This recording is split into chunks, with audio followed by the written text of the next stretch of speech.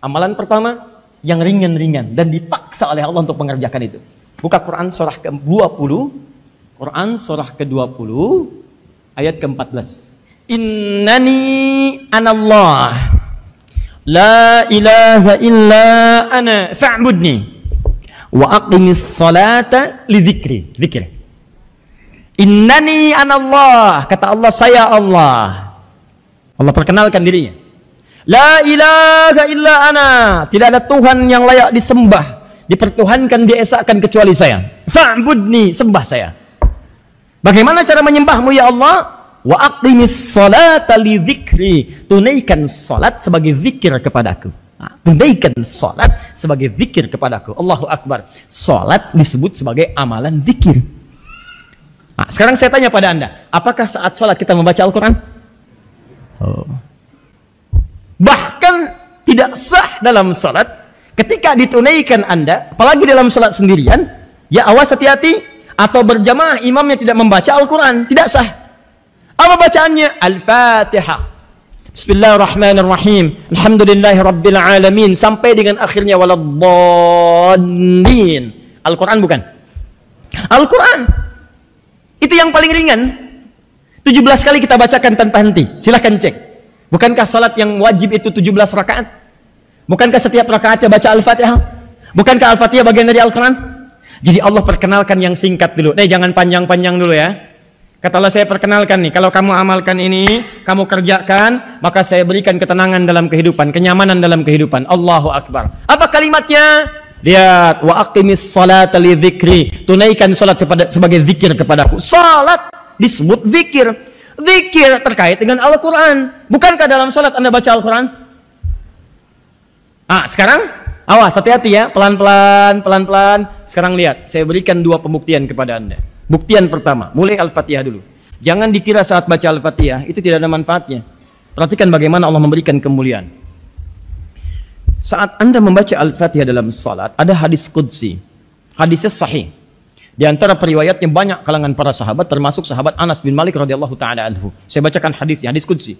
Haddatsana qala Rasulullah sallallahu alaihi wasallam, qala Allah azza wa jalla. Allah azza wa jalla berfirman dalam hadis qudsi. Jangan sembarangan nih.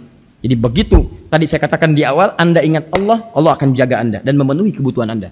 Sekarang Anda bacakan Al-Quran dalam sholat, saat sholat, masih berdiri nih. Masih berdiri. Idza qasamtu shalah baini wa baina abdi. Di riwayat lain ala nisfaini. Saya bagi sholat itu ke dalam 2 bagian. Awas, hati-hati. Wali abdi ma sa'al. Ada hak aku terhadap hambaku, ada hak hambaku terhadapku. Kalau benar hambaku menunaikan kewajibannya kepadaku, maka aku akan berikan pada saat itu apapun yang dia minta. Ya, idza qala al-'abdu, dimulai jika seorang hamba membaca dalam salatnya, alhamdulillahi rabbil alamin, alhamdulillahi rabbil alamin, qala Allahu azza wa jalla, maka kalimat itu akan dijawab langsung oleh Allah seketika. Hamadani 'abdi, hambaku sedang memujiku. Wa idza qala al-'abdu ar-rahmanir rahim, kalau hamba membaca ar-rahmanir rahim, qala Allahu azza wa jalla, Allah akan menjawab langsung seruannya dengan kalimat athna alayya 'abdi, hambaku sedang menyanjungku. Wa idza qala al-'abdu maliki yaumiddin, jika hambaku membaca maliki yaumiddin, qala Allahu azza wa jalla, Allah menjawab langsung kalimatnya majjadani 'abdi, hambaku sedang mengagungkanku. Alhamdulillah. Sekarang perhatikan. Wa idza qala al-'abdu, jika seorang hamba membaca iyyaka na'budu, lihat, fa'budni, iyyaka na'budu wa iyyaka nasta'in. Ya Allah, sekarang kami menyembahmu, ibadah kepadamu sebagai zikir untukmu. Iyyaka na'budu di Quran surah 20 ayat 14, fa'budni, sembah saya. Bagaimana menyembah? Iyyaka na'budu, kami sembah Engkau sekarang ya Allah. Wa iyyaka nasta'in, sekarang kami sedang punya persoalan, kami mohon solusinya kepadamu.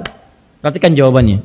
Qala Allahu azza wa jalla, maka Allah akan langsung menjawab seketika. Hadza baini wa baina 'abdi, ini perjanjian antara aku dengan hambaku. Wali 'abdi ma sa'al, jika hambaku benar salatnya sampai detik ini, maka aku akan kabulkan apapun yang ia minta sekarang.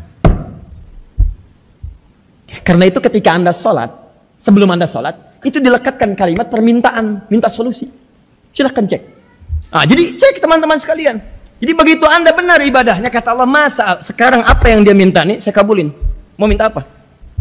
Makanya silahkan Anda cek. Hampir semua bacaan dalam sholat isinya semua doa. Setelah dibuka dengan Al-Fatihah, terbuka peluang Anda minta apapun kepada Allah. Orang sadar dengan manfaat sholat, gak akan ditinggalin. Demi Allah saya katakan, gak akan ditinggalin. Kenapa? Karena yang dijanjikan dalam sholat itu bukan capek ibadahnya, tapi pengentasan segala kesulitan yang dialami. Di Anda diminta sholat, kita, itu untuk menyelesaikan kebutuhan kita. Allah nggak butuh dengan sholat kita.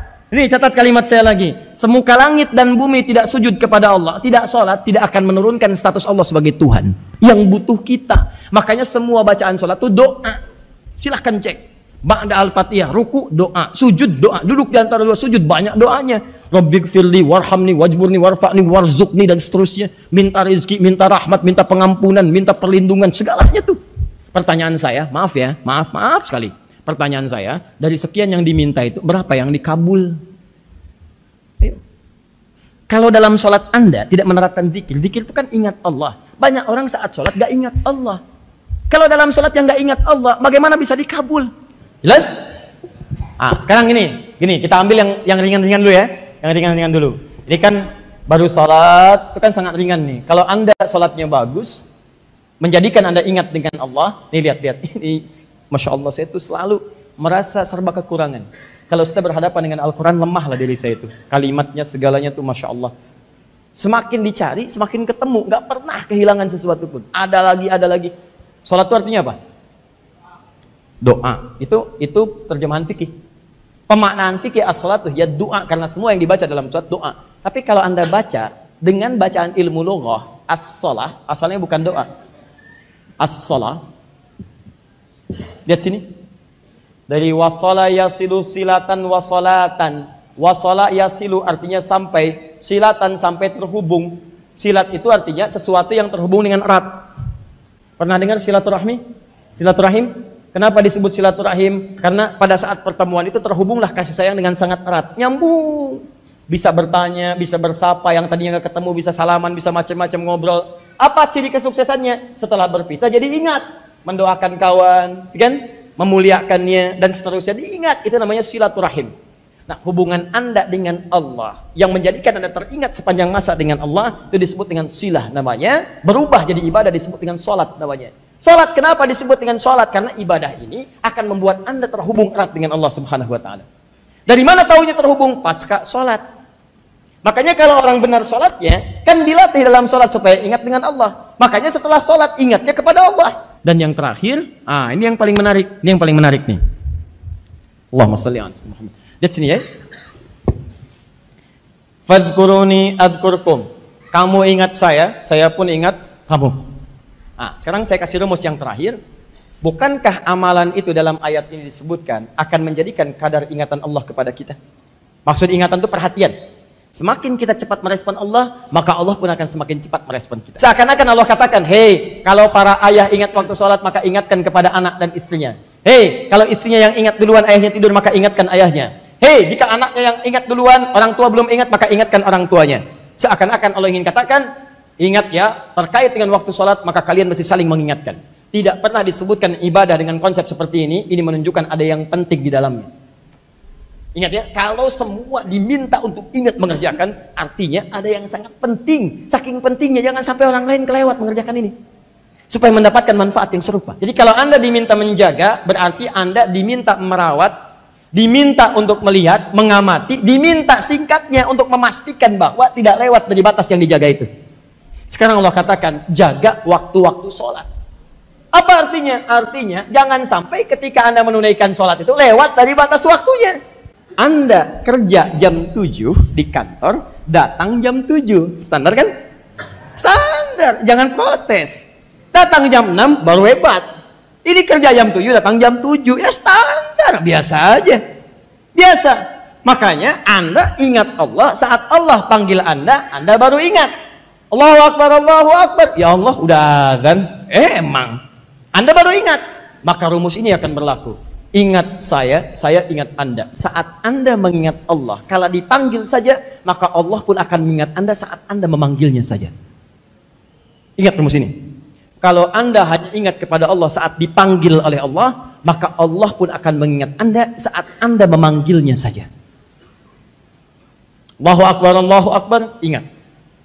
Anda ingat, Allah ingat Anda. Kapan Allah ingat Anda? Saat Anda bermohon kepadanya. Saat Anda memanggilnya, berdoa, minta, diingat. Mohon, diingat. Ada yang hebat.